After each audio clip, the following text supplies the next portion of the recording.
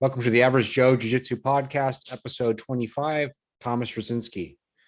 Thomas Rozdzynski is back for his second appearance on the Average Joe Jiu-Jitsu Podcast. Thomas's first time on the podcast was episode 13. Be sure to go back and listen to that episode. If you haven't already, it was a good one. And please remember to share, like, and subscribe. For new listeners to the podcast, Thomas is a third-degree black belt in Brazilian Jiu-Jitsu and a Judo Black Belt as well. Thomas owns and teaches out of ROL Academy, located at 15629 South 71st Court in Orland Park, Illinois, which is a suburb of Chicago. Thomas is also the host of the ROL Radio Podcast, which I am a listener of, and a new podcast titled Ask the Black Belt Podcast. Thomas, thanks for coming back and talking to me for a second time. How you been? Yeah, I'm great. Thanks for having me once again. I feel like this is like making it once is great, but making it twice, like I don't know. We must have done something right the first time. So you're awesome. That's how you did it. Thanks for having me. No problem. So what have you been up to since the last time we talked? Trying to defrost at this particular moment. Like this week in Chicago, it's been just nothing but freezing, like -5, and I'm not even kidding you. Wow. So it's been just interesting the last few days. Matter of the fact, on my podcast that we just recorded with a guest who was in Canada, and we were making fun of. He was making fun of us. Right. Canada is warmer than Chicago these days, so right. It is what it is. But I was actually in Chicago for a week when I was in junior high. I think it was junior high, going into high school. I went to go visit a friend, and it was during the summer, and it was the craziest weather. It was like, it would thunderstorm every morning, and then it was, warm in the midday, and then it would get windy in the evening, and it was crazy weather. It was all up and down every day, all day long. I thought it was the craziest thing. I don't know. It's one of those unpredictable things, I think, that even after being here for decades, you still don't even know what's going on as far as the weather is concerned. So I mean, I like Chicago, but not a place I could live, because I am not a fan of cold. I like California. Cold annoys me. And that's not cold for a lot of people. So knowing a lot of people around the country and around the world, it is interesting that I'm still here. I always tell my wife that the moment kids are out and about doing their thing, we are moving. I don't know where, but we are not. This is ridiculous. I've got my I've got my eyes set on San Diego in the next 5 to 7 years. San Diego is phenomenal. Not only the weather, but jiu-jitsu. Just life, everything's I had the privilege to actually spend several days last year or 2 years ago in San Diego, and I feel like time slows down. I feel like nobody has a watch. Everything just pauses, and it's such a phenomenal feeling, when you have that opportunity to be there. Maybe one day, we'll see. I mean, those are my reasons. The weather's awesome down there. Like Coronado Island, I would spend every weekend down there. I would just go to the big hotel, the resort, and get a couple of drinks, go to the beach, chill out. There's tons of jiu-jitsu down there. It's like the Mecca of the world. It's great. I mean, it's awesome place. So that's hopefully my plan. So I went and listened to Ask the Black Belt. I think I listened to every single episode this week in the car, and because they're really quick. And so what people don't, if they're not familiar, the concept of this podcast is basically to answer one question at a time that Thomas may get from various sources on social media. And they're 3 to 5 minutes long, and they're really good information. And we were talking about maybe we could pick a couple of topics and then expand on them. So how long have you been doing that podcast now? It's like 39 episodes. Yeah, honestly, just a couple few months. It was one of those things that I was recording a bunch of those questions already on video and putting them on YouTube over time. And sometimes it was just very inconsistent, and then, there is a certain level of success that comes with ROL Radio, which our originating big podcast, where we have these interviews and conversations with individuals for, hour plus. Right. This idea just popped in my mind. Why not? I'm already doing this. Why not post it on a podcast platform? People can listen to it on the train and the car, just a little bit more accessible, and then, it's just it kind of came up without one particular kind of plan or reason. So I start gathering some of these questions and recording them a little bit more frequently, and they post, every other day, essentially Monday, Wednesday, Friday, they pop up, and you're right, they are very quick. It's 4 to 7 minutes. It's very, very short. One question, and I get the questions from a variety of different ways, and some questions are just the questions that I was asking way back 20 years ago. So it creates, I think, there's two things. One, answers the questions that often people are afraid to ask. But two, also it kind of documents all of this. It kind of it's in some kind of format where we don't have to be searching or looking for stuff. It's just in this one place, and so it happens. I'm privileged to do this over the next year or 2 or 3, and I'm pretty confident that if we continue, this is going to get to hundreds, if not thousands, of these little episodes. And the beauty is you don't have to spend a lot of time. It's literally 5-7 minutes. So it's a question answer, boom. My perspective, I'm not always right. I already see comments on social media. Not everybody likes my comments, but it is what it is. This is my interpretation. This is my view. And if it helps others, then listen, they are in better shoes than I was 20 years ago, because I was often scratching my head and not knowing what to do and not knowing who to ask. So small contribution. When I hear things like, oh, people don't like this or don't like, I always think about what Kurt Osiander says. So if you don't like it, then don't look at it. Don't listen to it. It's that simple, Well, but this brings, just like yourself, similar to me and hundreds, if not thousands of others, we produce content. And I think we all have one thing in mind to help others with the perspective. It's just the beauty behind human race is that we all have different perspectives. We all have different views, and some of us don't like what the others say. And so it happens lately, at least, a lot of us are very outspoken about what other people say, and there's these conflicts and comments and things generate. So I always say, if you are in a content creation, area, and you're really trying to get this through, really stick with what you think. Listening to comments is important, but if they can't get to you, people are, they provide their perspective, and that's fine. They're entitled to it. Life is good. Life is too short to be angry. Yeah. And, the thing is too, at least my belief is that when you start getting negative comments, you're actually doing something right. Because you're touching a nerve in somebody, and, somebody's upset about something, and most likely whatever they're upset about or what you said is probably correct. I mean, what you said is correct. What they're upset about is usually wrong or skewed a little bit. And that's okay. Now I'm actually looking forward to getting my first hater. I haven't got one yet, but I'm looking forward to it.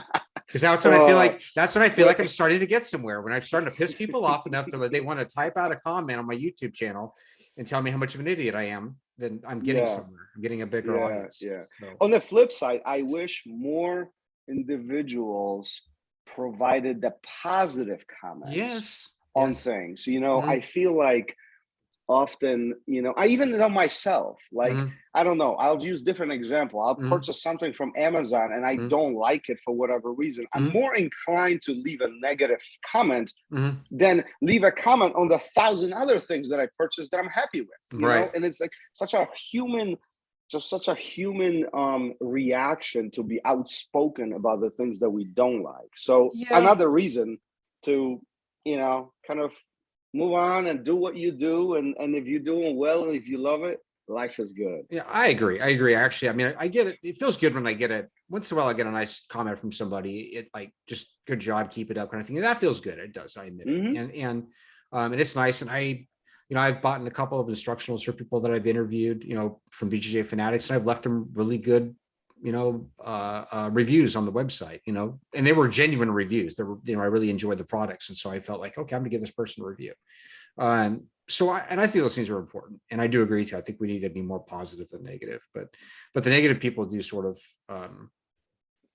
crack me up a little bit. They entertain me a little bit. Well, some, I look at it as entertainment. It's some of them are just very funny. Yeah. It's just what it is. So if we let's go down a couple of these. Let's talk about a couple of these topics that we can expand on. One that I thought was really interesting was the Vortex of YouTube. because listen, YouTube is a dangerous place. yes, it is. It is. You know, we try to use it for something positive, but it can be it's like any superpower. It can be used for evil as well. Yeah. So one of the things you made a point of in the Vortex of YouTube was concentrate on what you're trying to search for. In other words, this is the way of using YouTube to try to figure out how to like I used the other day. I'll give you my example. I got caught in the lockdown from half guard. I was in top half guard and I got caught in a lockdown. I hate the freaking lockdown and my knees hate the lockdown. Right. So and the person who had it, he sort of jolted. What I did is I kept going forward with the underhook. And that's my first mistake. And he jolted with his legs and I felt my leg pop, my knee pop a little bit again, but it was okay. No harm, no foul. It wasn't a real injury and I kept going and no problem. But I said, you know, I'm tired of my knees getting popped. It's like the second time in 6 months I got my knees popped in a lockdown. So I went back home and did the natural thing you would do in jiu-jitsu, which is type into the search engine of YouTube, how to escape a lockdown. And I found some great, so Lachlan Giles had a great little thing on it. And I used that and somebody else. And basically what I'll do is I'll go to two people that I think are legitimate sources. If they say some of the same things, I use that same thing and I concentrate on that. But you were saying how you can get sidetracked to go down this vortex of so many other subjects, and how would you recommend using YouTube as a positive tool for increasing your jiu-jitsu knowledge? Well, I think before we even answer that question, we really have to understand what YouTube is, right? And I don't mean it just from everybody knows what YouTube is on a very surface, but YouTube is, I look at it as a one huge bucket of videos, and it could be National Geographic videos, and then pink bunnies. Yes, there's virtually no categorization or organization to YouTube. It's purely searchable tool. Right. And that's what makes it dangerous, right? At the same time, it's a free platform where people upload their content, right? So there's a lot of content out there. So I personally believe that one, you can find anything, literally anything on YouTube. Right. So which is a great tool as long as you know how to find it. And this is where the dangerous part comes, especially with jiu-jitsu, right? Because one, we have to look at who's teaching, right? So, and not to take away from anybody, but I'm even looking at a concept of, is this instructor good for me? I'm not saying that he doesn't know what he's talking about. Let's just assume everybody is an amazing instructor out there. Right. Is this instructor good for me? There's a first layer of complexity, right? Two, is this organized in a way how I can find the best videos for me? So when I type in, everything is based essentially is a keyword searching, right? So if somebody has a better tagging and better titling, their video will come up first versus the videos that might be much better. It's going to be buried on a page 10. Right. So that's a complexity number two. And then third, and this is, I think, the most important, is that right side column. That is extremely dangerous, right? We are searching for lockdown, and then we are like, oh, well, hold on. Here's not passing. Oh, here's over under passing. Right. Whoa, what happened in this video? And then literally a minute later, we are looking at, I call it rainbows and pink bunnies, because it has nothing to do with our original search. And that is what's dangerous. It's not that the information is incorrect. It's not that information we can't find. Is that we get sidetracked with, the things that they're completely useless to what we were looking for originally. Right. So, and it all boils down to time management and really wasting time on things that are irrelevant to what we are trying to achieve. So I think YouTube is an extremely powerful tool if you use it correctly. Now, if that's a point of struggle, if that's a point of something that distracts us, creates a point of distraction, this is where I would recommend be more focused. You mentioned yourself, BJJ Fanatics. At this point, I think, and I don't know this, don't quote me on this, but I think BJJ Fanatics is probably the biggest platform when it comes to organized content, right? Everybody is on there. I had privilege to work with BJJ Fanatics. Phenomenal guys. They do such a phenomenal work, and this is, you're looking for lockdown. I'm pretty confident if you go to BJJ Fanatics, search for it, you're going to have few options. Now it's up to you whether you want to invest the money and time into this, but there's unquestionable points that BJJ Fanatics or any other subscription website will be more organized than YouTube is. Yep. Right. So that's essentially the dangerous part behind it, you know, and that's what I don't know. Like, as I get older, I feel like we don't have enough time in a day, and time is running out, and everything that I do is a little bit more strategic as far as where my time goes. And this is one of the things that is dangerous. I use YouTube daily, but I know myself. You know, I'll start looking for the lockdown, and then these suggestions pop up on my side, and they are very attractive, you know, and sometimes clicking on them really derails everything that I've been doing. And half hour later, I'm still searching what I was searching for. So that's my main point with that vortex of YouTube. You get sucked into it, you know, without even knowing that you're doing it. Yeah, I think, and that's also where, the people, how we have stereotypes or we joke about things, but there's actually some real truth to them, such as the guy in your gym who you call Mr. YouTube. There's not one currently in the place where I train now, but where I used to train, there was a couple of guys and they got called Mr. YouTube. And you start going down, like you said, you start searching one thing, you find all 5,000 other things, and then before you know it, you're trying to learn 1,000 different techniques off YouTube, and you're not going to be good at any of them. You're going to marginally have some kind of marginal understanding of maybe a couple of them, but you're not going to be good at any of them unless you actually just train that thing to death. So that's, I think, is also one of the things about YouTube is, and I guess it's actually saying the same thing you're saying, but is you have to use it as a tool for what it is, and be disciplined yourself not to get distracted and to get what you need from it and then walk away from it. I personally don't watch YouTube for a lot. I don't watch a lot of YouTube for jiu-jitsu.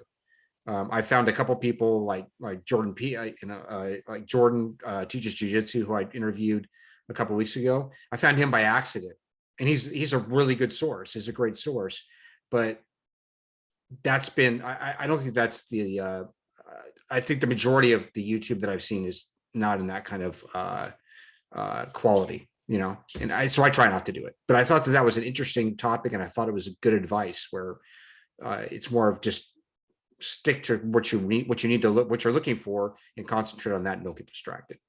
Well, it just overall, I always say to all my students, you get what you pay for. And not only my student, my kids and everybody, it's just a general old school statement, but there is some truth to it, right? And because YouTube is free, there is content, but you get that kind of content. Right. The moment you invest $30 or $70, whatever it is, and you get 4 hours of instructional, now that content is much different because that instructor, one, put time into this. They invested effort into being a recorder, and honestly, there was a production associated with it, which all means that these guys took it seriously. And I'm not saying the YouTube guys don't take it seriously, but there are levels. There's levels, just like to everything, just like to instruction and other thing and engineering and other topics. There are levels, and YouTube is this easy access, which provides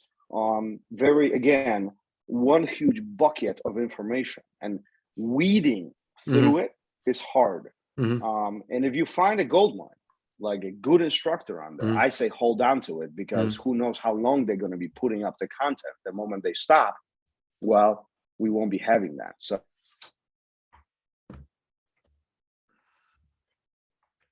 there you go. Okay, back to us a little bit. Okay, you there? Did I lose you? Yeah, just for a second. It was I got what you said though. Okay. No, and I agree. And and I actually, my personal preferences, I do prefer to pay for an instructional for something that I want to learn. It's if you, like you said, if there's an instructor that you did it freeze again? Yep.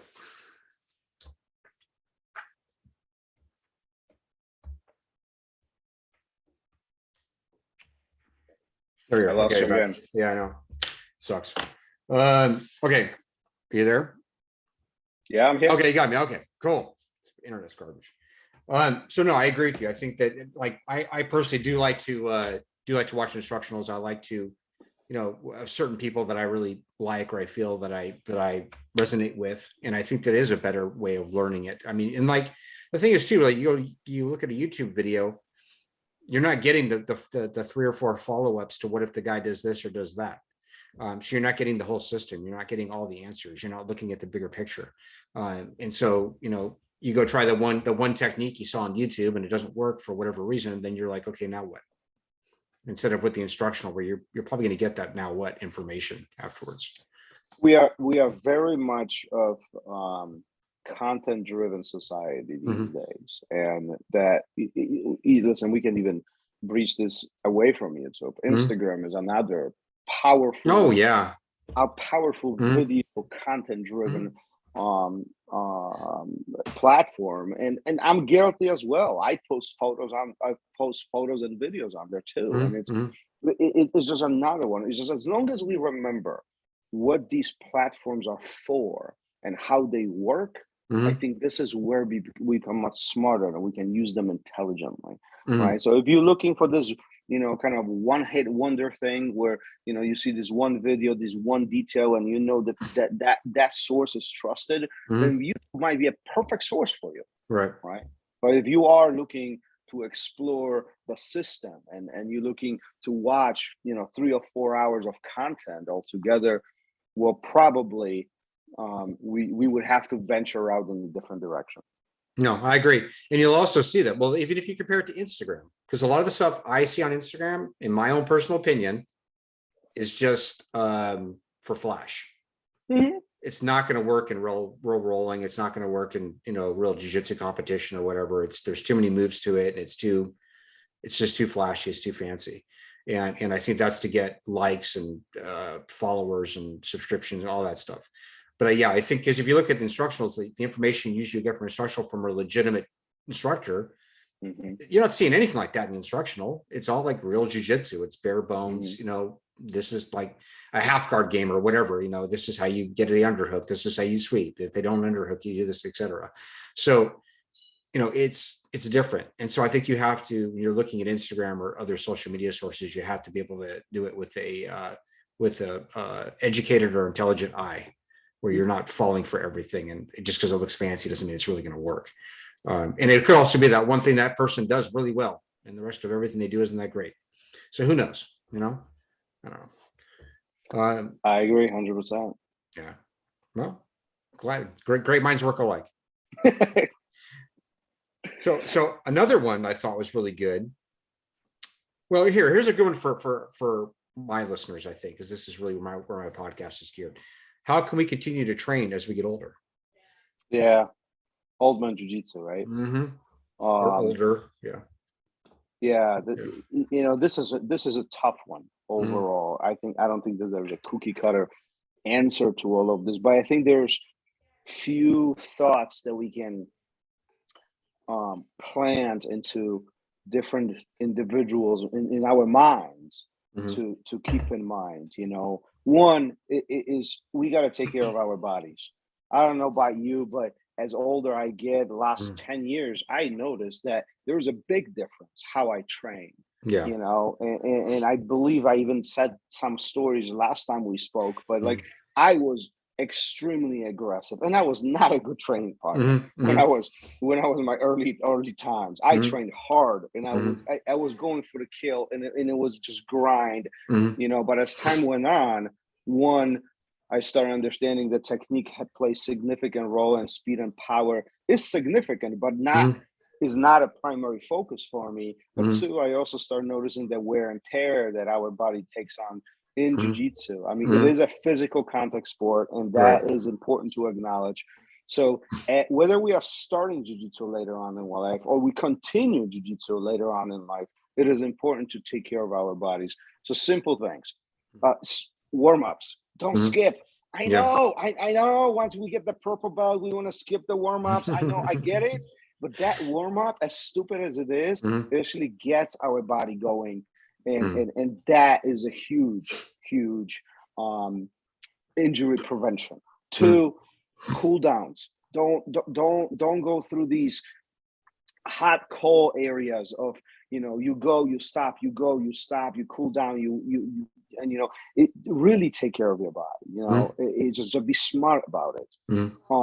Two, be smart about your training partners and that's a separate topic in itself. But putting intelligence behind who we want to train with is critical. It's critical to our success, right? Somebody who is, let's just say, 50 years old and is a hobbyist of jiu-jitsu and has this huge passion for it, and going with somebody who has a in their 20s and has a huge competition aspirations might not be the best matchup here. It doesn't mean that that person will get hurt or the other one person will be hurtful. It's just there is an opportunity for accidents, and the accidents is what is dangerous. So I often say, as even to my students, I don't believe that anybody comes to my academy with a vicious intent to hurt somebody, right? That we eliminate at the door. And I believe all students are genuinely interested in learning in the environment that we created. However, accidents happen, and they always will. And simply because it's a physical contact sport. So how do we control that environment where accidents happen less, right? Or they are only in those sporadic situations. And that is important, right? And one of the factors is how do you pair up individuals? And age is one factor, but that's not the most important one. The intent is more important. So you could have somebody who is 45 and is trying to compete. And their pursuit of submission or their aggressiveness will be higher than somebody who is just pure hobbyist in the same age, but they are pure hobbyists and they have no interest of training hard, right? So that's always very, very important to keep in mind. How do we pair up? How are we good training partners? And again, I don't want anybody to misunderstand me at this moment. It doesn't mean that we shouldn't train with different people.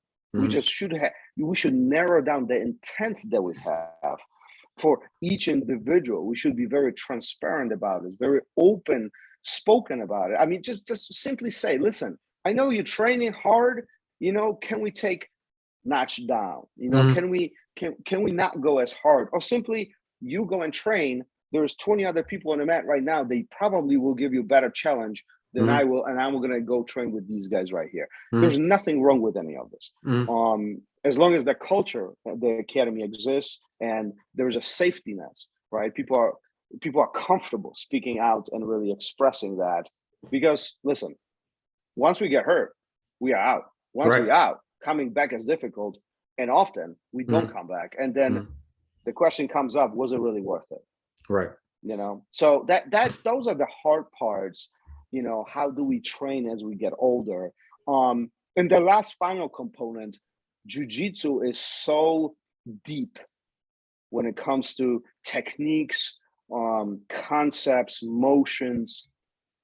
Finding the ones that work for you is important.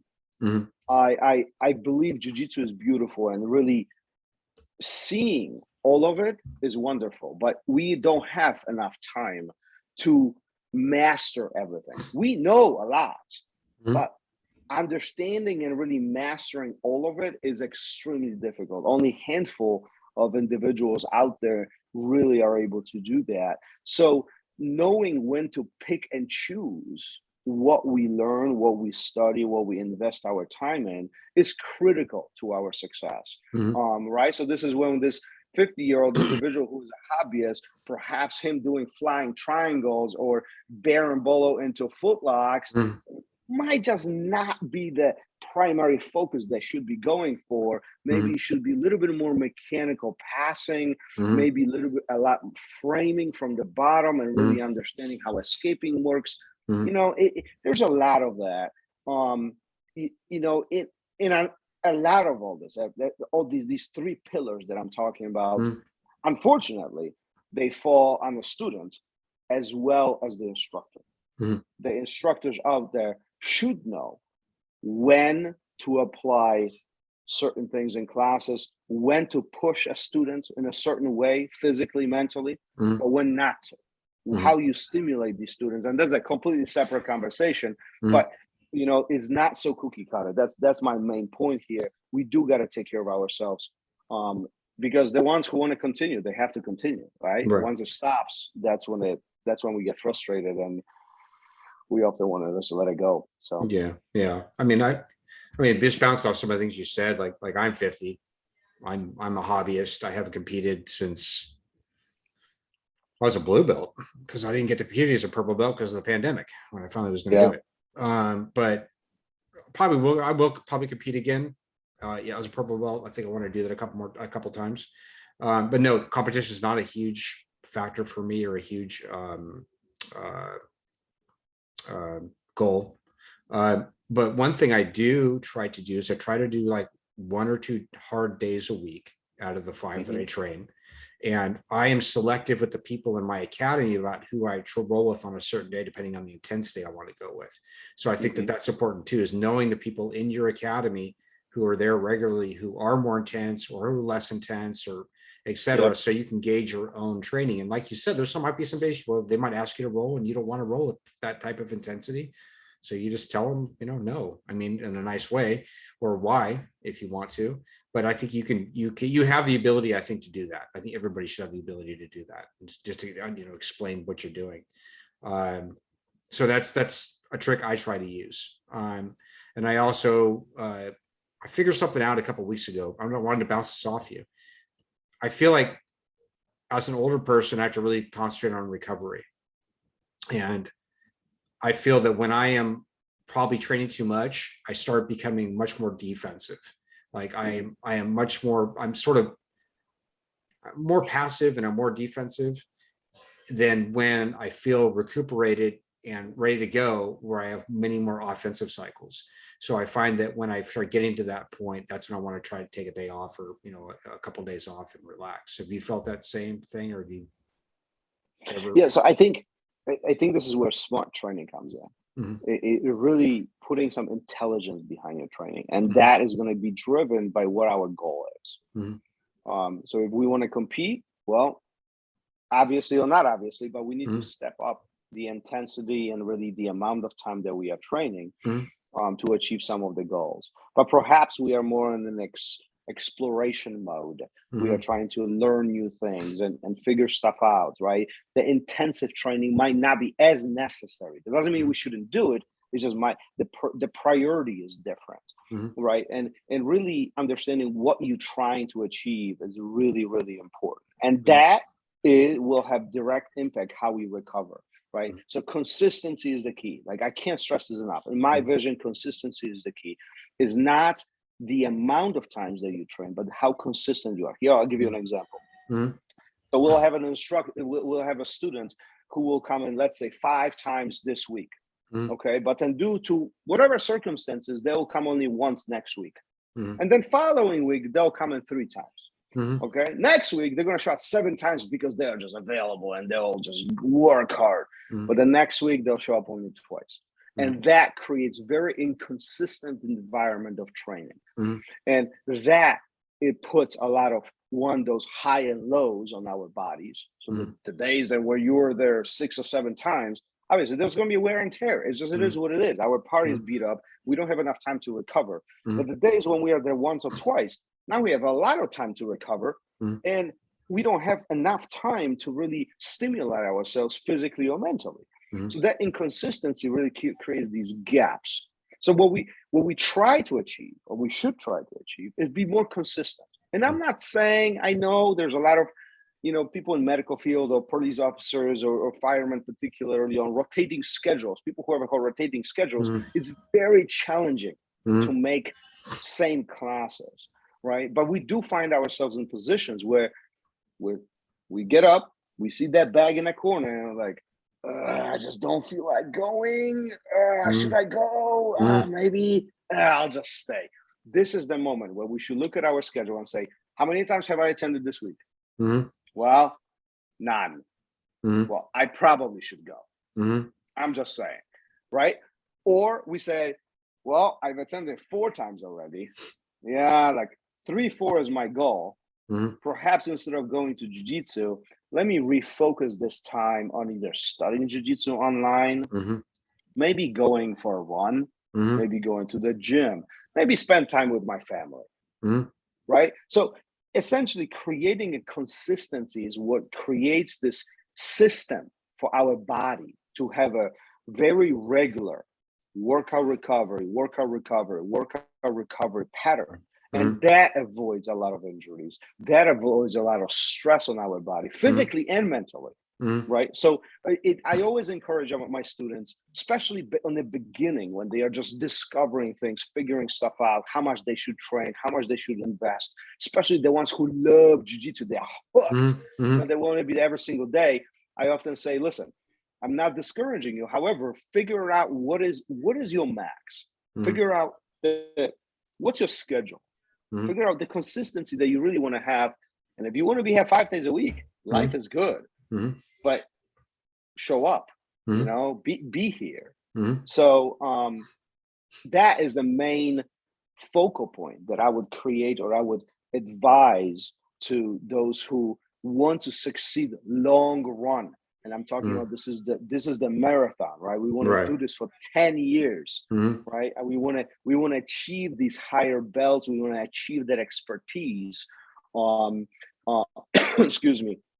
That consistency will play a significant role as we do all of this. And while we're on this topic, I really want to highlight what we talked about just moments ago, is other ways of learning. We often find ourselves in positions where going to the academy is the only way that we can study. And that's the biggest mistake we make right off the bat, right there. 20 years ago, when I was starting, I get it. That was the only way. Matter of fact, you had to drive hour or hour and a half to the nearest academy because there was nothing else nearby. Today, we have academies in every major city.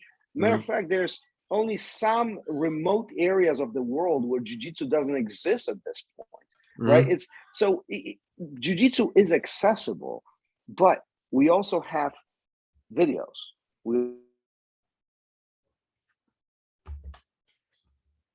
Did I lose you?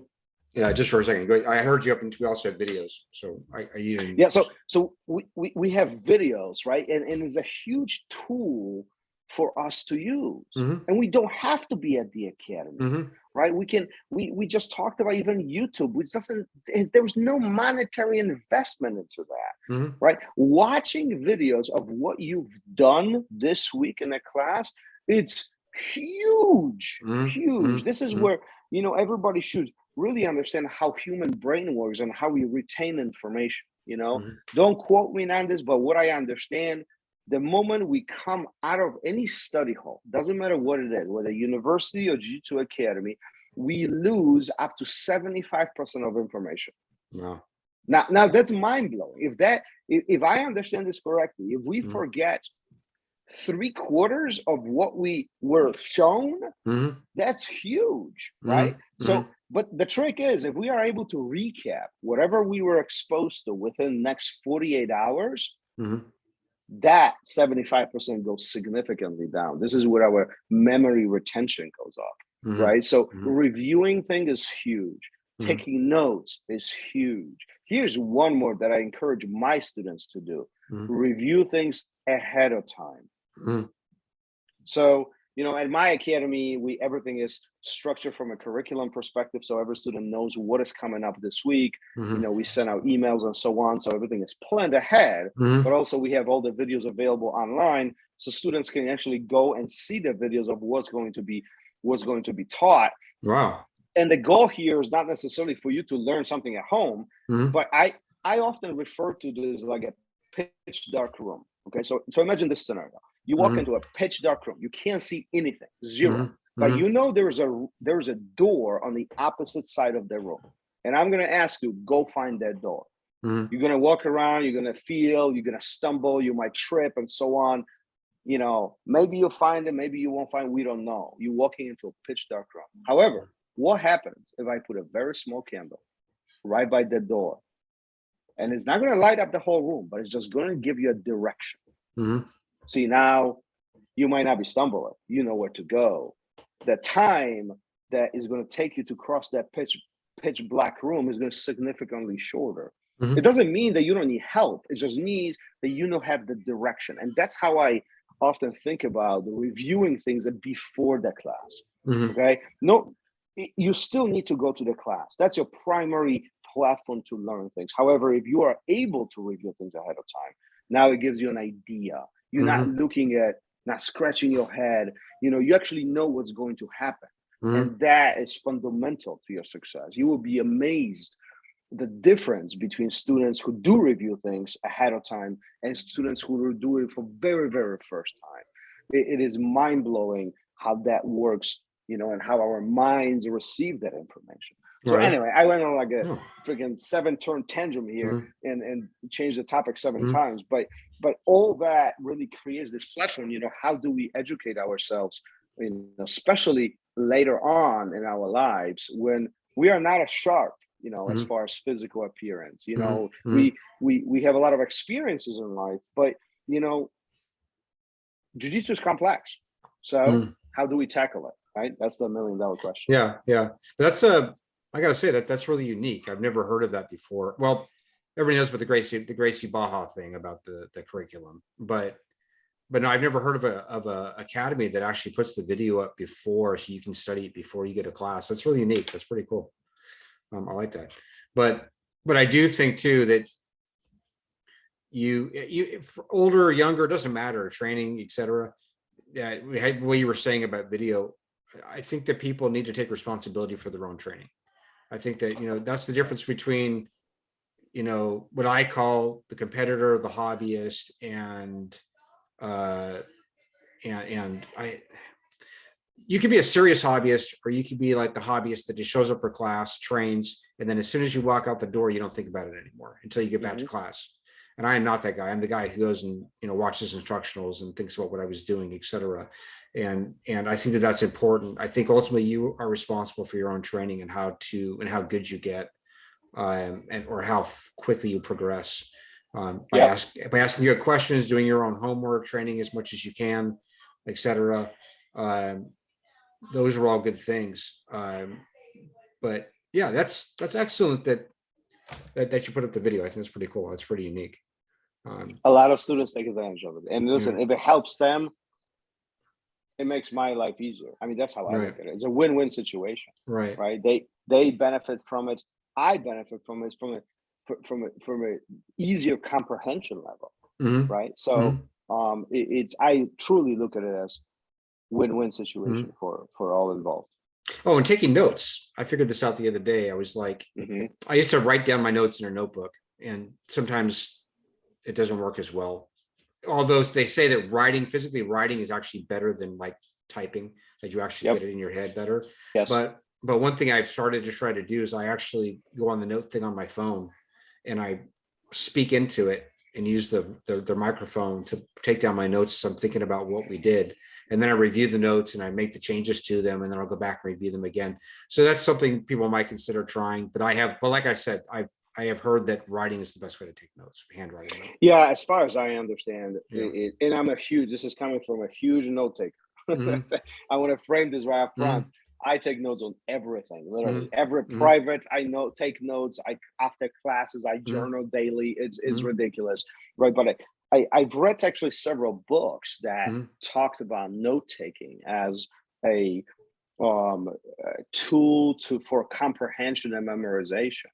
And the way I understand it is, if we receive an information from outside, our brain takes time to interpret the information and then files it away. However, if we write it down, handwritten note, that engages a separate part of the brain, which needs to translate that into a written text and then file it again away. And then if we read the notes afterwards, now there's a third time where our brain needs to read, and a complete separate part of the brain is really engaged into a reading process and understanding and comprehension. So again, you have like these different parts of our mind that get engaged when we take the notes and when we read them, when we review them, versus if we don't, then it goes strictly directly into the memory, and what gets there, it gets there. What gets discarded, it gets discarded. There is that retention is significantly lower when it comes to that point. So it's just something to keep in mind. I know only old guys take notes, That's how I know I'm getting old, because I take notes. But I take a lot of notes too now. I mean, I'm listening to what you're saying, and I'm thinking in my own head, I'm like, I think what I'm going to try, I'm going to continue with dictating it into the computer or the phone to get it typed out. Mm-hmm. Then I'm going to make my changes, corrections to it, and then I'm actually going to handwrite it afterwards. And I'll do it that way, because I like being able to regurgitate it like verbally, just to get it out instead of having to sit there and think about while I'm writing it. But I think I'm going to try that. I'm going to see how that goes. And the key really is, not to write everything. We're not trying to write an essay. No, we're trying to write a key component. So when it comes to jiu-jitsu techniques, we want to find, the same component across, the things that sound very familiar, keywords, if you will, very simple statements. I remember, matter of fact, if I look back, somewhere in my bookshelf down there, there are notebooks from my white belt time. Yeah, I bet they're so detailed. It's literally like each technique is a page or two. Okay? Right. They're step by step, because at that time I thought that's what made sense. And sometimes I recently read them, just flipping through pages, trying to see what I wrote, and I was like, what in the world were you thinking? Like, so it's amazing to read some of that, but at the same time, it's not about literally copying of what you're being taught. It's intelligent note-taking is a skill of its own. You highlight things that will come back to you, things that are important. I'm a huge visual person, so I'll draw little skeletons and little on the side, arrows, highlights. Like, my notes are crazy, but when I look back, I know exactly what it is. Sometimes I might not be able to read it, right? Like chicken scratch, but the point is, the comprehension level is that what is important to achieve with a note taking. Yeah, I'm the same way. I actually have my note back. It's my bag back there somewhere. But I even have pages in there that I actually did type, and I pasted into it, and and all that. So I try to take a lot of notes. I go through spurts, though. I immediately go through spurts where I don't do it, and then I have to like start smacking myself in the head, and so I start doing it again. It just usually depends on how busy I am with work and everything else in my life. But I'm trying to get to the point where it's like a right after class thing, like do my I lost you again, huh? No, I'm here. Okay. Oh, I'm here. You're so still. I was like, you were it was frozen. So usually I try to do it like right after class with the voice thing, like when I'm driving home, and that way I can just get it down. But then I think I'm going to start doing that, copying it over in the evening, and just concentrate on it, meditate on it a little bit. Even try like end of the day, just recap things and see what you write down, So and even meditation, I'm not even kidding about that. I mean, I've read that that's actually a really good way to get stuff in your head, or get your body to absorb things. Just sit there and think about it in a relaxed state. So here's a good one. What's the best belt? That's you right there, right into the controversial stuff. Yes, I love controversy is awesome. Hey, listen, this is how we get the comments and likes and views, right? That's right. But okay, are you asking me in general, or are you asking me for me? I'm asking for you, because I don't think somebody could actually legitimately answer it in general. I think we could. And that's literally what I was going with it. Right. Yeah. The journey of jiu-jitsu or martial arts in general typically is so long that it's impossible for a second party to really know what's going on in your head. Even if we are best friends, even if we train every single day, I'm not capable of knowing what you feel and how things are going through your journey. And big part of it also is that our lives outside of jiu-jitsu have significant impact on what is happening in jiu-jitsu, right? So the total package is really what makes it, good or bad, or we have these experiences and feelings and so on. For me personally, Purple Belt was the time where I enjoyed the most. I feel like it was the fruits of jiu-jitsu were most visible, and I think it was simply coming from the fact where in a white belt you're getting smashed, you're just getting destroyed all the time. It's not fun. You know, I often say I was just simply too stupid to quit. Like I just kept showing up, and so it happened, you know. And then blue belt, you start evolving and learning things, and your mind is starting to see things, and it's very interesting. But in a purple belt, this is where you start developing your own thing. This is where you are smart enough to be dangerous, you know, and that's how it felt for me. Where I was like, I know what he's talking about. This is what he's gonna do next. This is where I could watch guys train, and I was like, it's coming. I see it. This is what he's working on, right? That little intelligence in my head was telling me what might be happening next. The anticipation of moves, anticipations of positions, what happens if, and so on. So I saw a lot of satisfaction behind the previous years where none of that was visible, right? So the big question I always being was, why purple, not brown? Because in brown you should see more than you saw in purple. Oh, did I lose you again?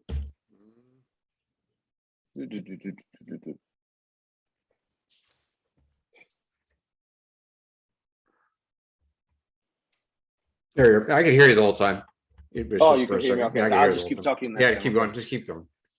You're gonna have to chop this up. No, I'll be fine. Trust me, it'll be fine. I'm just gonna throw it up there. So, you know, often asked question is why purple belt, not brown? Because in brown you should be able to see more things that you saw in purple, right? You will keep evolving, right? So, you know, brown is that point, I think, where you become even in more details. And then because you feel the responsibility of being brown. Some of us teach, some of us, a lot of people look up at, you know, brown and black belts and so on. So not that I wasn't learning at brown belt, just purple belt is the belt where you can like pull it off without consequences, and the responsibility is not there yet. Right. You know what I mean? But you already know what to do. You know what I mean? Matter of fact, this kind of goes into this, you know, my view on the belt system in general, where I really think between purple and black belt, the skill set is almost the same. Almost the same. We have this. The understanding is almost the same. That was different is the years of experience. Right. So that's why a lot of academies allow purple belts to teach classes, because they are already there's intelligence behind their skill. They know how to do things. They've been on the mat for years at this point. They have those skills. But the black belt this is where you have, you know, these 8 or 10 years of experience. You know, even though purple belt sees it, black belt just has more maturity behind it, if you will. Right. So anyway, it's going back to your question is, you know, purple belt is that innocent guy. That's the guy that sees it, but he can pull it off without consequences. You know, anything beyond that, there's pressure on that belt, I think. You know, and there's a responsibility to carry it a certain way. And for those who take it seriously, you know, they will feel that way.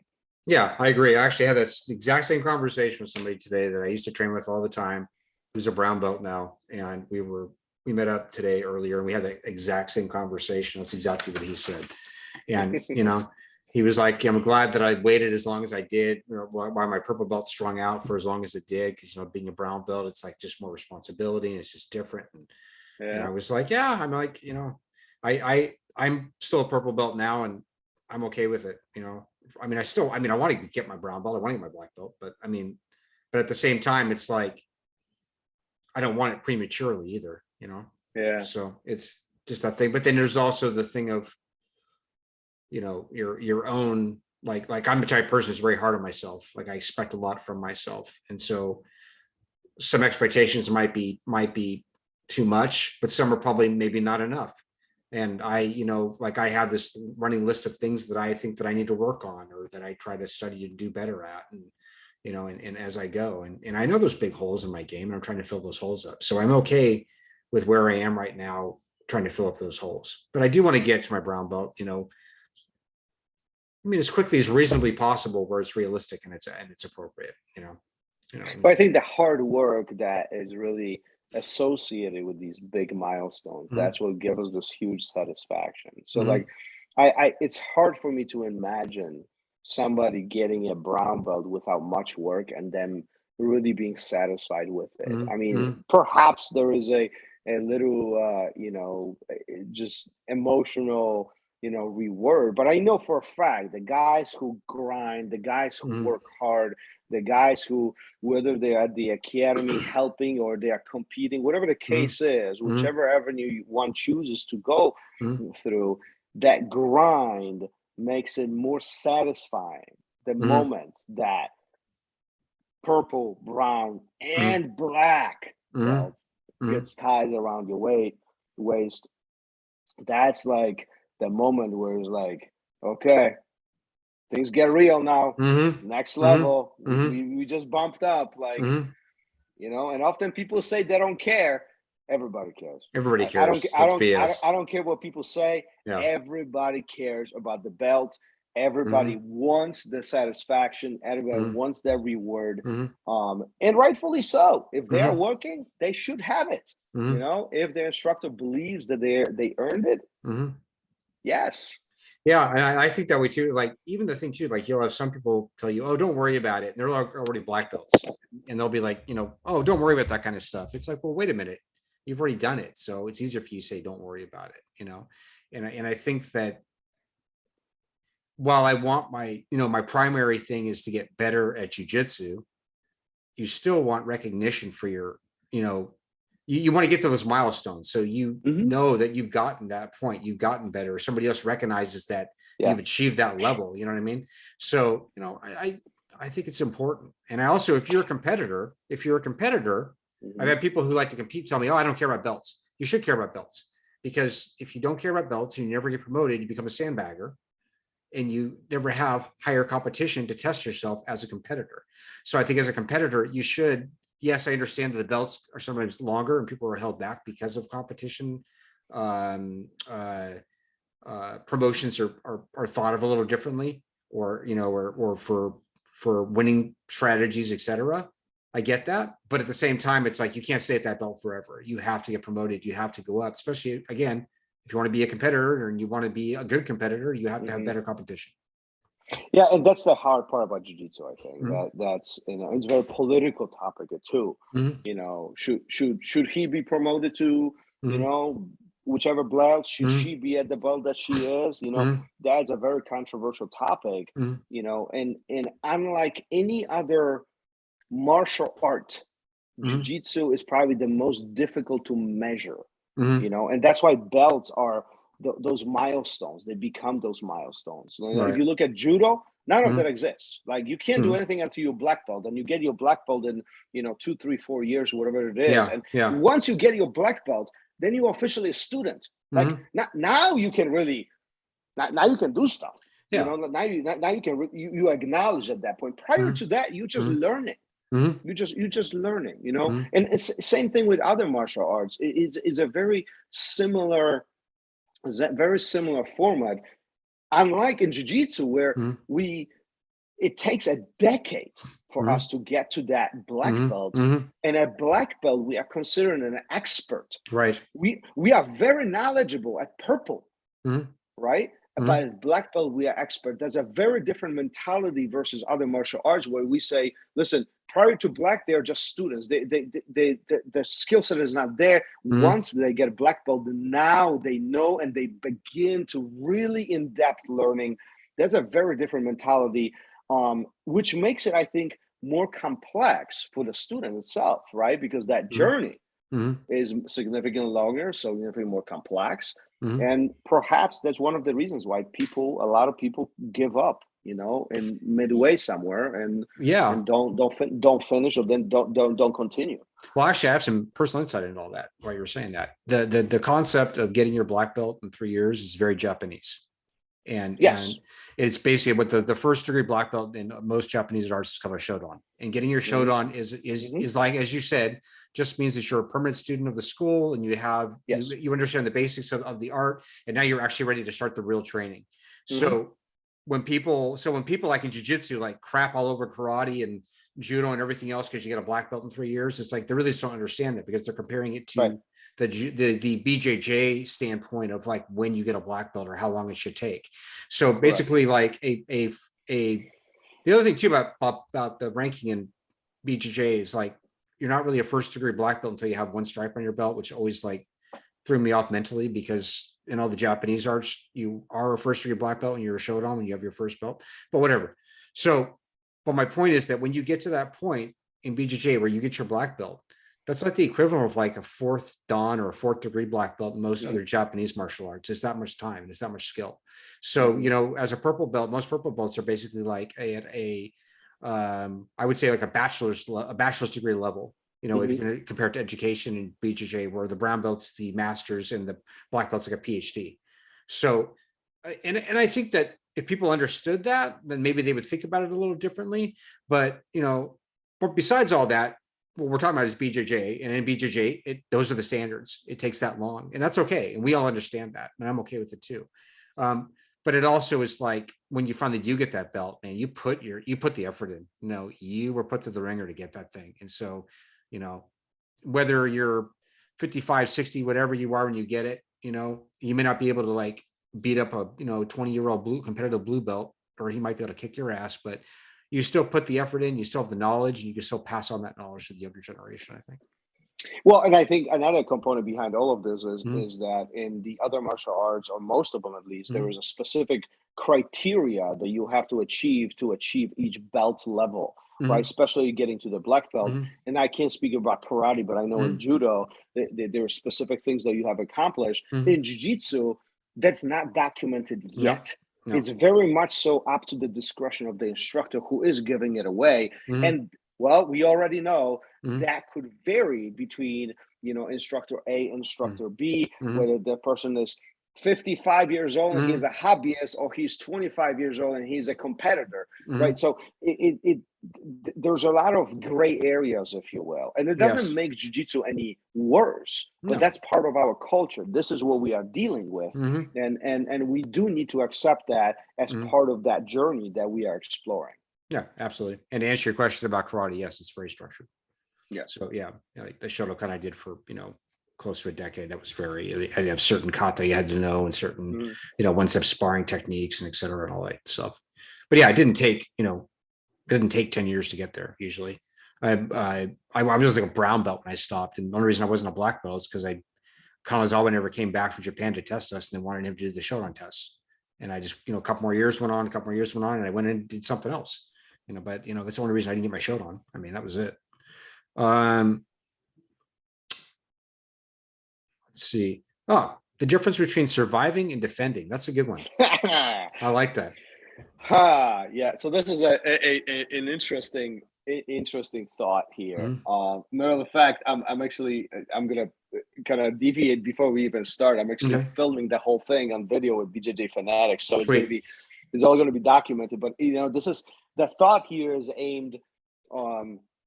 We have 4 stages of every escape. Any escape any position that you're trying to escape, you can put into 4 stages or 4 pillars. 1 is defend, 2 is escape, then is control, and then there is attack. Okay, and every you can only be in one of those stages at a time. So let me kind of frame this in. If I'm defending, I am not escaping. Right? Defending is protecting yourself, taking action. So the steps against me are diluted. Right? Now, if I'm escaping, I'm making steps towards the exit. Now, these are 2 different steps. These are 2 different components, right? If I'm defending, I'm not escaping. If I'm escaping, I'm definitely not defending, right? Once I escape, now I can begin controlling.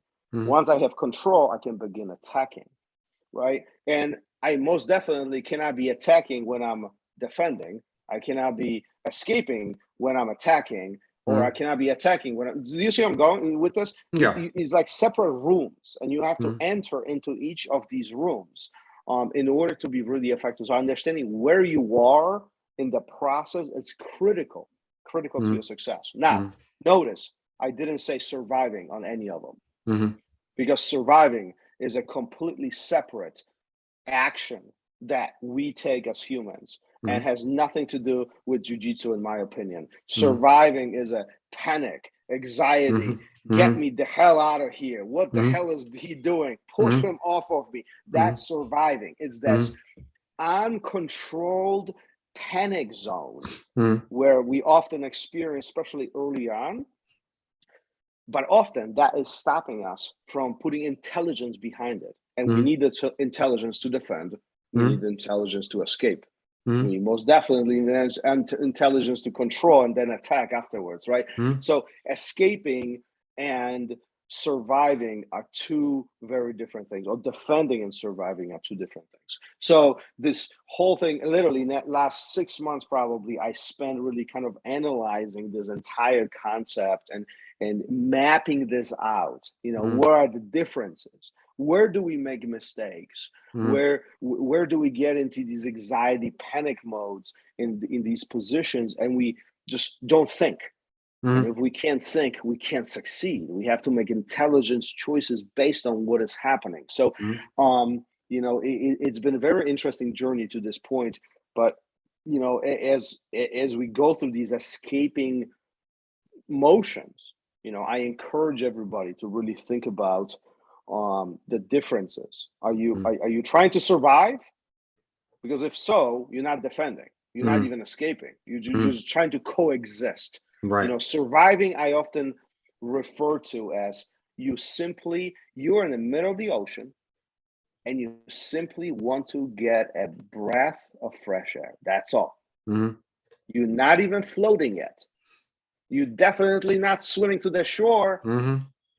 Right? You're just grasping that air, and a panic sets in because the air is going to last you for about a minute, and that's it. And you got to need another breath. So that's how I define surviving.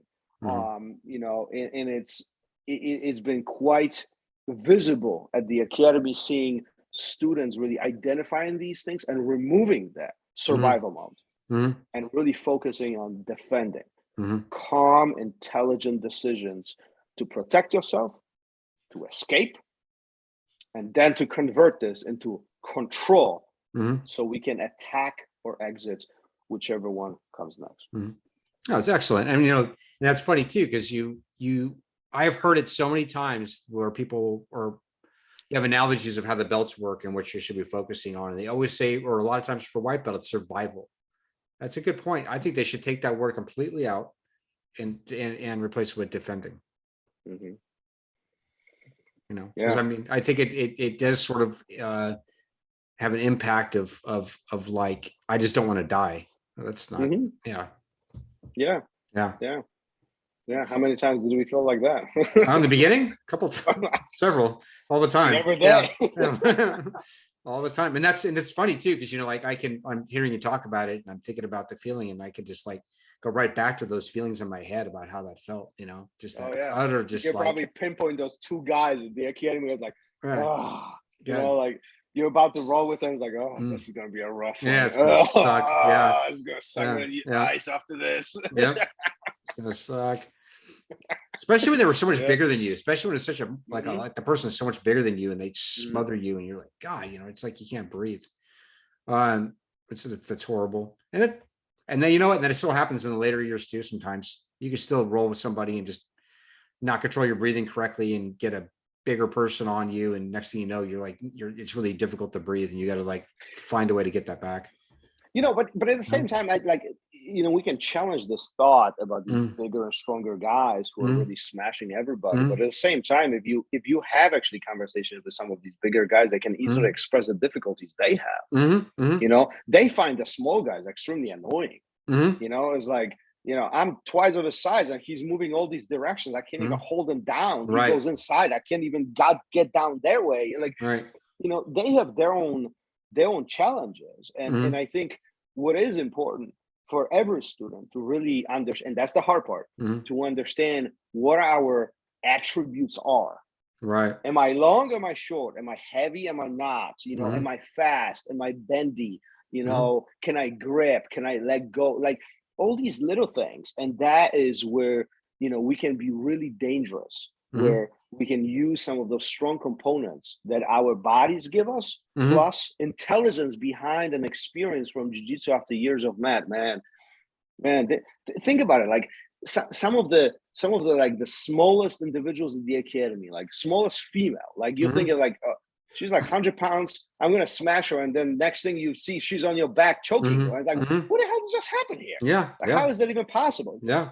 But that's it right there. It's Mm-hmm. understanding where your strength points are and understanding where the weaknesses are. Mm-hmm. And obviously going in that one direction of doing things that are very benefiting you. So Yeah. Yeah. And it was funny. I was even thinking about while you were discussing that too. I was thinking, am I a smaller guy? I'm like, I actually am, but I used to not be a smaller guy. Right. So sometimes I think in my own head, I'm not a smaller guy, but I actually am a smaller guy. So maybe that's part of my problem, is my own self-perception, or I forget that I lost 90 pounds, I don't know, but yeah, but no, it's true.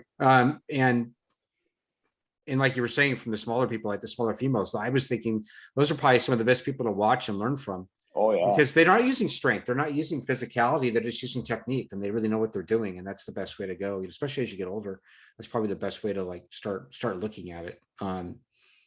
So, and I actually have in my situation, I have the availability for to use that situation very frequently. So I think I'm going to start doing that.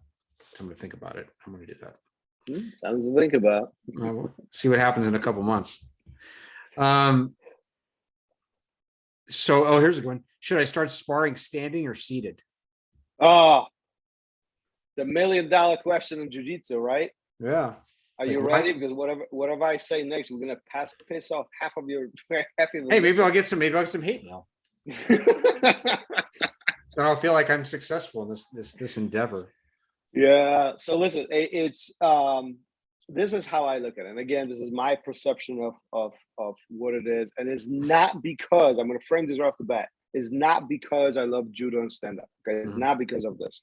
But when you're starting a jiu-jitsu, elevation is an injury risk. Okay. So when we stand up and we don't know what to do, and somebody takes us down, we have these natural habits of seeking posts, stopping them, and all that could lead into injuries.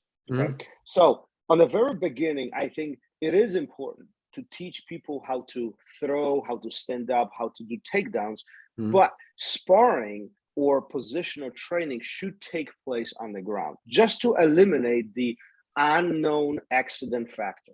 Now, once you get to the blue belt, or maybe even a little bit earlier than that, somewhere in the first, after the first year of your training, I feel you should stand up every time, no exceptions. At that point, I would assume that there is enough comfort, there is enough knowledge about takedowns and how to stop them, how to defend them, where standing up should be just a natural component for every student, especially if you are competing.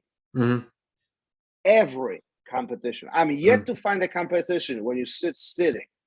I mean, do you know one? I don't. No. Okay. So why in the world are we starting sitting? What in the world is wrong with this? And that's that's one of the biggest things. It's like, from my own personal experience, if you don't do a lot of stand-up and you go compete, it's like, it's just alien. It's foreign to you, and it sucks. I agree with you 100%. Yeah.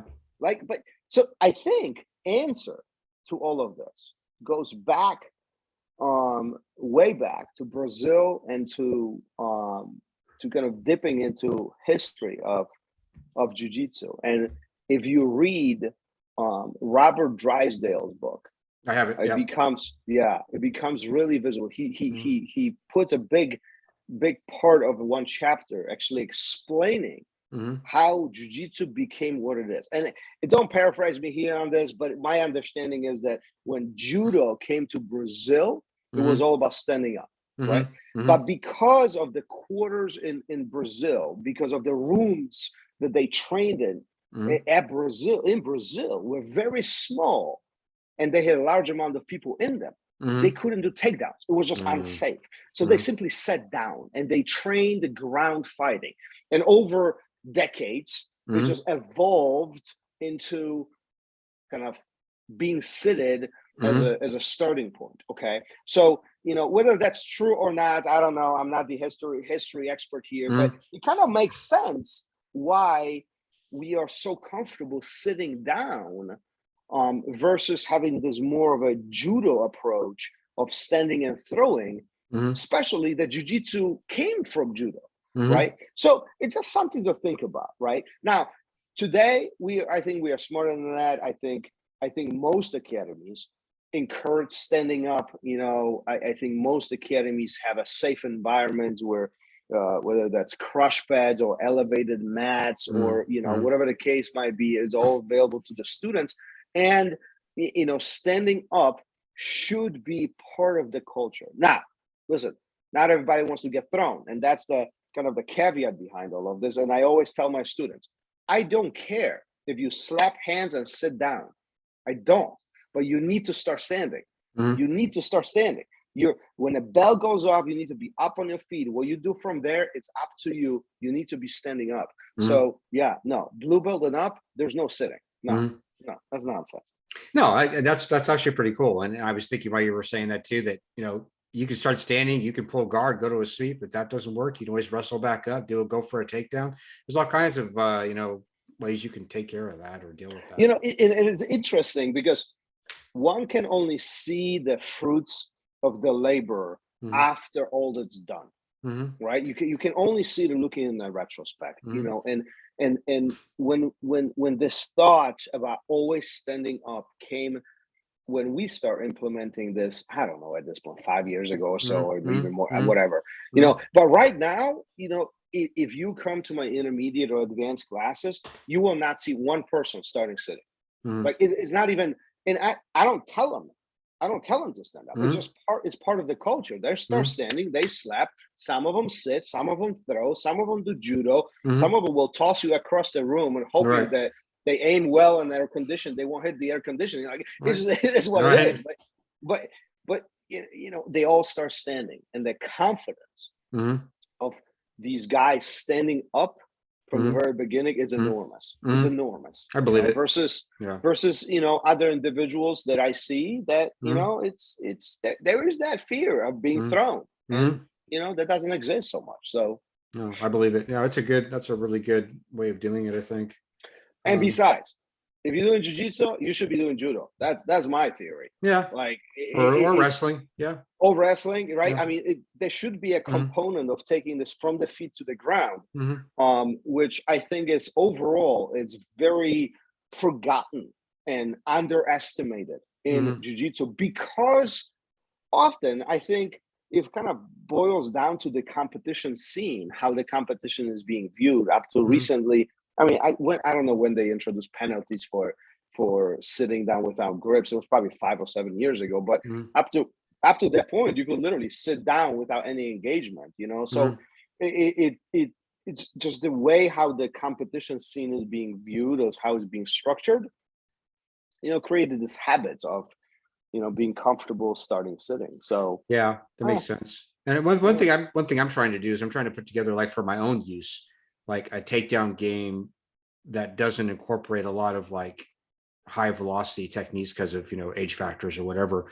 More of like ankle picks, sitting guard straight to a sweep, or the idea of wrestling up from the bottom, those kind of things. Well, here's the mind blowing part. I had this conversation with one of my students. Okay, what is the difference between me doing foot sweep on my opponent from a standing position, or me being in a sit-up guard position and rolling you over? It really isn't. You're still standing on your feet and you're getting tossed and you're landing on the ground, right?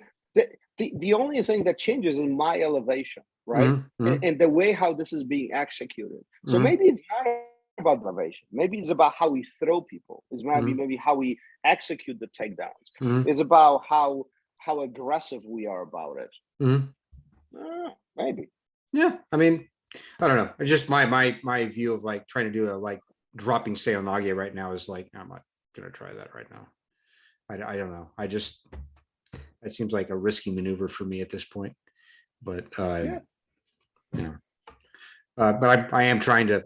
I want to put together something where, I mean, Sotogake is still there. There's still like Hoshinage hip throws or whatever. Those kind of things probably wouldn't be so bad.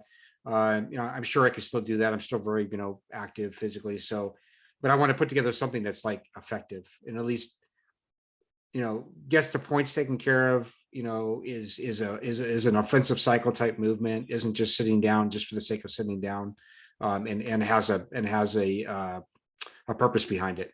That's positive. Yeah, that's phenomenal plan. Yeah. Let's see. So how do I track my progress? That's a good one.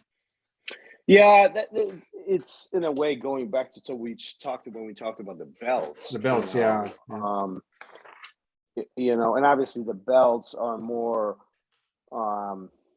triggered by the instructor versus tracking your own progress is more self-focused, right? How do we stay organized? And I do believe that tracking progress in jiu-jitsu is extremely difficult. It's hard. It's because few factors. One, there is no organized way to create milestones. Right? Just because I passed your guard does not mean that I'm phenomenal guard passer. Right? Just because you swept me does not mean that you master spider guard. So there is, and then even if you do master spider guard, it doesn't make you better than me. So it's very fluid, right? But even if you take the learning techniques and concepts out of the equation, there is one more important thing: that one, our bodies are different. Two, our brains are different, and we progress in a different way. And the third, more importantly, we all put different amount of effort and time into learning jiu-jitsu. And all these components together make it almost impossible to track this. That's why a lot of instructors do have a hard time to identify whether this person should be a blue belt, should we promote this guy to brown or purple or whatever the case is. Often it's a very subjective conversation. Often we use other students in the academy to kind of gauge. We have there's very few out there who really have requirements for each belt, and students have to meet these belts or these requirements in order to achieve these belts, right? So this unorganized way of how jiu-jitsu has been presented up to this point, it's really this is a consequence of it, us not being able to measure. I mean, imagine this: if somebody told you want a blue belt, you need to do these 30 things, boom, done.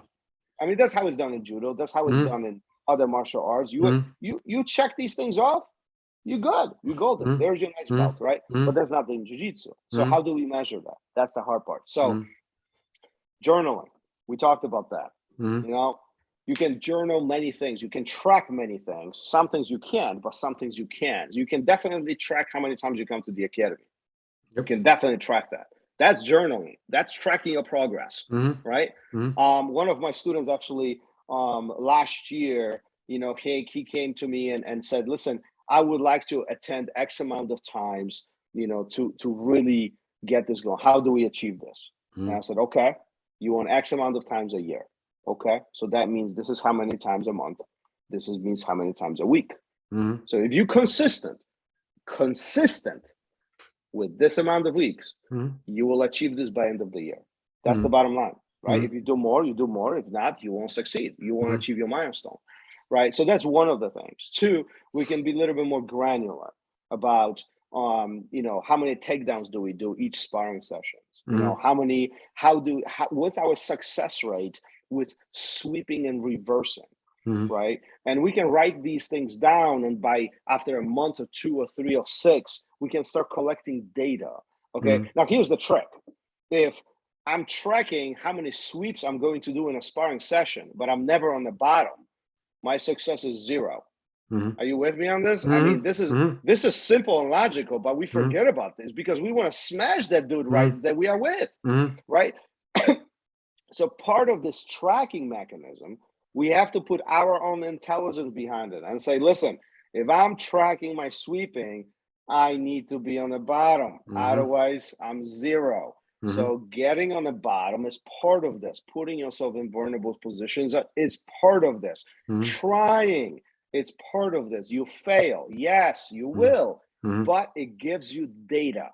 And Mm-hmm. this data gives you a perspective. From that perspective, you can create a plan and you can improve. And believe me, if you stay on the bottom and you continue try to sweep somebody, Mm-hmm. your sweeps will get better. Mm-hmm. Not only because you're tracking it, because you're also practicing it. Right. So, but just like with any other mechanism, you really have to put yourself in these positions. You have to write it down. Mm-hmm. You have to establish goals for yourself. Like goal establishing is a separate topic that, I'm huge on, like we often talk with my students, especially in private lessons, like what's the goal? What are we trying to achieve here? We're trying to put some thought behind this, and I often give this example of somebody saying, I want to be a good dad. What does that mean? That means nothing. It's useless. It means not. What does that mean? Good dad. It means nothing. Right. But if you say, listen, I'm going to read with my boy 30 minutes every single day for the next 6 months. Now that's different, because now I can check off every single day if I did read 30 minutes. Maybe it was 20. That's not 30. Maybe I didn't read at all. Maybe I read for an hour. Now, see, all these things are trackable. And after this X amount of time that I agreed to myself that I'm going to track this, now I have some tangible data that I can really say, well, listen, this works, this doesn't work. Okay, maybe I need to, maybe it's not every day. Maybe I'm unable to do this, whatever the case is. Oh, maybe 30 minutes is super easy. I'm a really cool dad. I mean, look, so do you see where I'm going with this? We often find ourselves in this position where it's like, I want to pass guard better. What does that mean? What does that mean? You want to pass guard better? What I don't know what that means. And I challenge you either pass guard or you don't pass guard. Well, that's the point. Yeah. What does that mean? You want to pass guard better. Yeah. What does it mean? You want to pass it faster? Or more frequently? Because passing first is not necessarily a good thing. I mean, all smash passing is just freaking grinding. So, what does that mean? So define this, be very specific on this, and once you achieve these goals, or once you set these goals, then you can start working, and our brain just is much more narrow, much more narrow on these things. Right. So, that's my philosophy on all of this, but I often challenge my students on being very specific on what they ask of themselves in order for them to achieve the goals. It is what it is, and video recording yourself is one of the best tools that we have today that we haven't had. I didn't have. Way back in the day. What we think we do is very different what might be actually happening. So I often say, you want to be passing guard good, record yourself and watch yourself. Actually, you might be surprised actually how good you are, or actually you might be surprised how ineffective place in order to make these adjustments to make it successful. Right. I agree. I mean, it's like if people listening have never recorded themselves rolling or drilling or whatever, go try it. You'll be really surprised how it looks. It's not going to look how you think it does, or how you think. Yeah, that's one of the things that I ask my students when they compete. I always say, record yourself. Doesn't matter whether somebody does it for you, put your phone down. I don't care about quality. I just want to see what happened, because they often say, well, I was doing blah, blah, blah, blah, blah, blah, blah. And we fast forward and we're like, no, you are not. No, you were not. Yeah. No, you were not doing that. No. You were doing other things. Right. But you were not doing that. Right. So, often what we feel and what we think is happening is not necessarily happening in the real life because of the situation that we find ourselves in. So. Right. So how about working in sprints? I think that's an interesting one. Yeah, working. So it's kind of going side by side with the setting goals, right? So a big part of setting goals and being successful for yourself is really establishing a timeline that you're going to spend on a specific thing, right? So let's just say hypothetically, lockdown. Lockdown is annoying. I'm going to watch these videos. I'm going to continue working on the lockdown, and then I'm searching the YouTube and I get distracted. Oh, well, here's a sweep. Maybe we can do the butterfly. Man, let me go into the, and we're getting distracted now, right? Versus what I always mean by lockdown. Listen, be honest with yourself and devote X amount of time that you're going to spend on this specific topic. Okay. And you can decide what the time is, but be honest to yourself. Okay. Right. Let's do 4 weeks. Okay. 4 weeks it is. Let's do 4 months. 4 months it is. But then until the time expires, you are 100% devoted to that topic. And you are not getting sidetracked with anything else, because this is what you promised to yourself. And that at the end of this, you can decide whether you're going to extend this time or you're moving on to something else, right? But that's what I always mean by work and sprints, and different purposes, different subjects, they have different length of the sprints, but don't ever skip it. Don't tell yourself, I mastered this, I can move on. No. Time is not up. Until the time is not up, until the time expires, we are still working on it. There's always room to improve. We're still grinding it, and make it that specific. And you might be surprised how the success is going to just pop up right in front of you if you really hyper focus on this. No, I believe that. This sounds like a really smart way to do it. It actually goes into the next one, which is how to implement new techniques. I think those two sort of go side by side. So we almost talked about this, right? It's just kind of pivoting it up to the different direction, right? And finding new techniques could be sourced from a variety of different ways. I saw something that my instructor showed me. I bought this instructional or whatever. This bothers me and I want to improve it. Whatever the point is, stay focused, right? So that's one. Really commit yourself over next X amount of time. I will be working on this. I will try to figure it out. And this is where, trying to figure out how to implement these new things is critical, right? So we have a number of different education points that we can engage in, right? We can be in a class, we can do private lessons, we can drive up and do a seminar with somebody who is really an expert in the area that we are seeking to gain information. We can purchase instructionals. We can get into Vortex of YouTube, variety of different ways, right? But once we start gathering this information and start educating ourselves, now we have to practice it, right? So now this is where this sprint comes in. During that time, I need to go to the academy. I got to get a partner who's cooperative, not somebody who wants to smash me and submit me, somebody who is actually willing to put their time in, allow me to try things without any resistance. Once I understand how mechanically things work, now we can start positionally move around, we can flow, we can explore. Then we can take intensity up and we can start sparring and see how we can, and then we can take it to somebody we don't know, somebody who doesn't know us, and now we can test it out. Then perhaps after that, we can take it to the competition level where obviously other components like anxiety and pressure, time and limitations are in play. But these are all steps that have to take place in order for us to really master something. And if you look at this as an outsider, okay, so like, I don't know, we look at Mendes brothers, or we look at Marcelo Garcia. How is that his crucifix or guillotines are so phenomenal? Well, if you look at what he's done in the past over the last 20 years, that's literally what he was doing. He was experimenting. He was trying things. He failed and he tried again and again. He was thinking about it. Then he took it to a little bit more life scenarios. And then he took it to tournaments and he wiped the floor with everybody. And everybody's like, whoa, he's amazing. But nobody sees that 10 years or 20 years that took him to achieve all that. We just see the end result. So we got to take this on a small scale, especially for the hobbyist, right?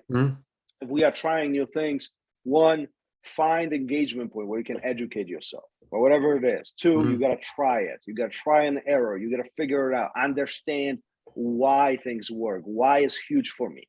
I need to know why things work, and once I understand why things work, then I can explore, I can mechanically work around it, and then I can start picking up the intensity. And over time, you do become master of that area, that expertise, that little bubble, whatever you are testing around, simply because you've done it so many times and you've tried so many variables that it's hard not to know in depth of what you're trying to explore.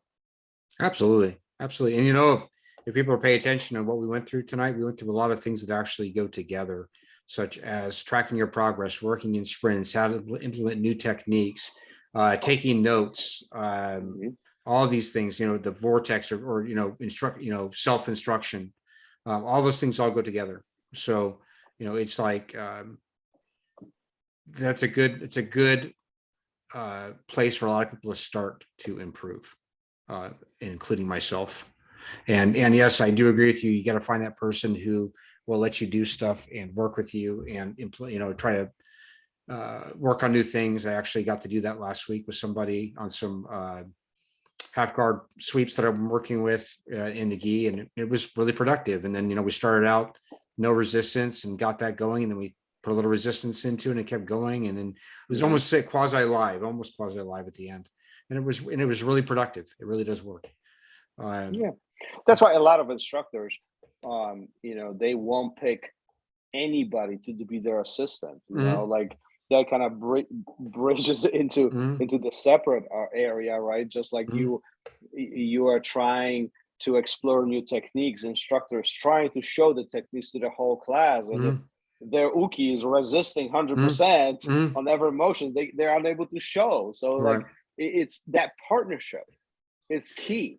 Well, it's so important. Exactly. And it's even, how to feed it correctly and how to go along with it. It's also the same thing for actually drilling the technique in class as a student. You know, I've had times where, you know, you're drilling with somebody and they start trying to resist it, you know, as your uke. And it's like, well, I'm not trying to like do it live. So why are you trying to resist it, you know, and change it? It's just like, Jesus Christ.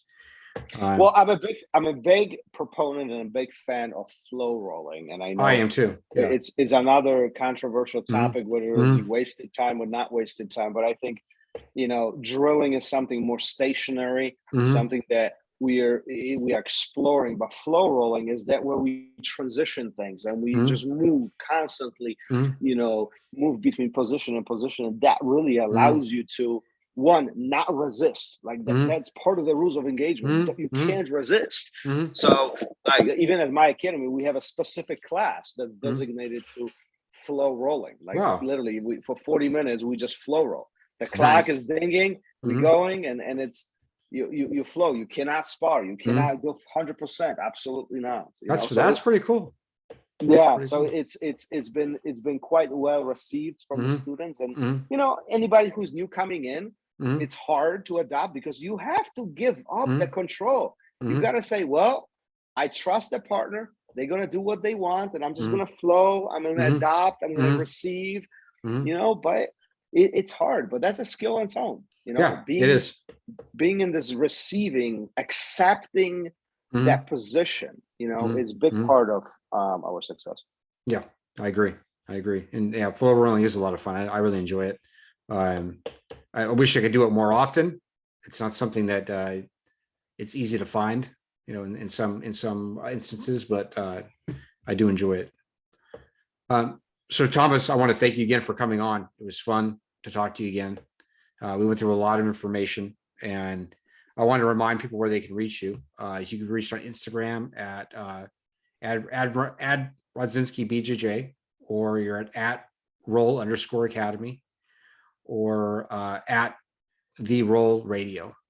And you're also on the internet at www.rolacademy.com. That is correct. Awesome. So, it was great chatting with you. It's always phenomenal when we can connect and we can brainstorm and really talk about some of these important topics, and with the hope that some of that really helps a lot of students out there and sets them on the right path, you know, right direction to continue progressing and continue this awesome journey. Awesome. And anytime you want to come back on and do this, I'm more than welcome. I'm more than happy to do it. I have a good time talking to you, bouncing ideas off of you and going back and forth. That's awesome. All right, man. Okay. Well, have a great night, and I will talk to you soon. I'll talk to you soon. Thanks. All right. Bye.